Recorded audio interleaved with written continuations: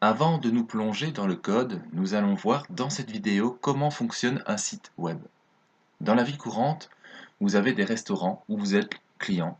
Dans ce restaurant, vous avez un serveur. Son but, c'est de servir le client. Prendre la commande, puis apporter la commande au client. Un site web fonctionne un peu de la même manière. Vous avez le client, c'est-à-dire vous, votre ordinateur ou plus précisément un navigateur web, plus connu sous le nom de Chrome, Firefox, Edge, Opera, etc. Et le serveur, c'est un autre ordinateur où sera hébergé votre site web.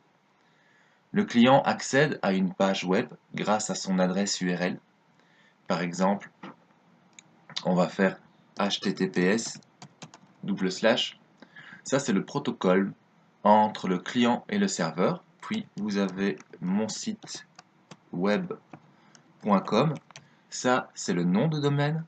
Après, vous avez éventuellement mon dossier, puis ma page.html. Ça, c'est l'endroit où se trouve la page dans le site. Ici, naturellement, c'est tout à fait fictif. Le site n'existe pas. Et là, le serveur ne va pas trouver la page. Donc, le client commande une page, comme on vient de le voir, au serveur. Le serveur va préparer la page, puis il la renvoie au client, c'est-à-dire au navigateur. Il existe deux types de sites, le site statique et le site dynamique. Dans un site statique, le serveur ne va pas faire grand-chose. Il va juste prendre la page et la renvoyer telle quelle. Ça peut être un site vitrine, de présentation, etc. Dans un site dynamique, le serveur va préparer et construire la page. Cette page peut être différente d'un client à un autre, un peu comme sur Facebook par exemple. Le contenu est différent et personnalisé pour chaque utilisateur. Alors, dans le développement web, on parle souvent de front-end et back-end. Le front-end, ce sont les données qui composent une page web et qui sera reçue par le client, donc envoyée au navigateur web. Un navigateur va permettre de traduire ce code et de nous le montrer sous forme visuelle. Les trois langages que le navigateur comprenne sont le HTML, le CSS et le JavaScript. On peut visualiser ce code, il n'est pas caché. Par exemple, sur chaque page web que vous allez recevoir, si vous faites un clic droit, comme ceci, on va faire un clic droit, et puis vous avez code source de la page, vous voyez le code de cette page. C'est du HTML, mais il peut contenir du code CSS et des scripts JavaScript, mais ça on y reviendra plus tard. Alors ici, n'ayez pas peur, ça ressemble à du charabia. Vous avez ici les balises HTML. Plus bas, ça, ce sont var, fonction, c'est du JavaScript. En fait, dans le site Google, c'est du code minifié. Qu'est-ce que le code minifié? C'est un code qui est collé de bout à bout, sans espace, sans saut de ligne.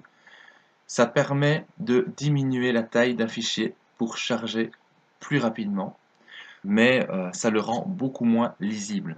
On a d'autres sites, comme par exemple Wikipédia. Là, si je fais pareil, je fais un clic droit, code source de la page. Voilà, là c'est plus clair, on a ici toutes les balises et ça c'est du code HTML qu'on verra dans la session suivante.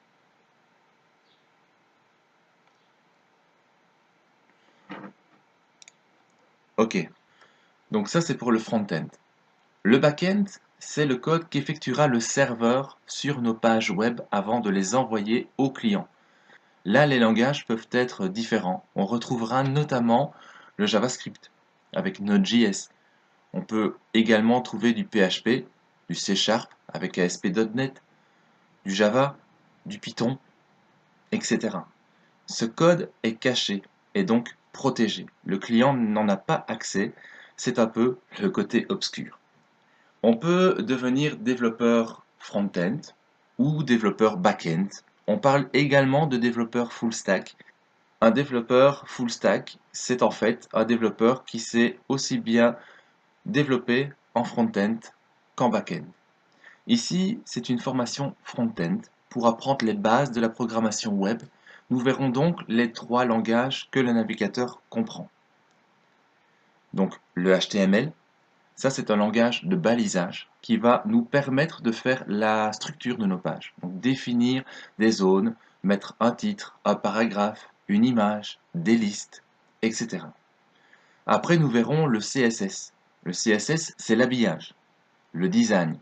Ça va nous permettre de mettre un style sur nos éléments HTML, comme la taille, la couleur, la mise en page, etc. Après, nous verrons le JavaScript. Le JavaScript, c'est un vrai langage de programmation, avec des variables, des boucles, des conditions, etc. Ça va nous permettre d'apporter de la logique et de l'interaction à notre site web, de pouvoir sélectionner, modifier ou créer des éléments HTML à l'aide, par exemple, d'un bouton.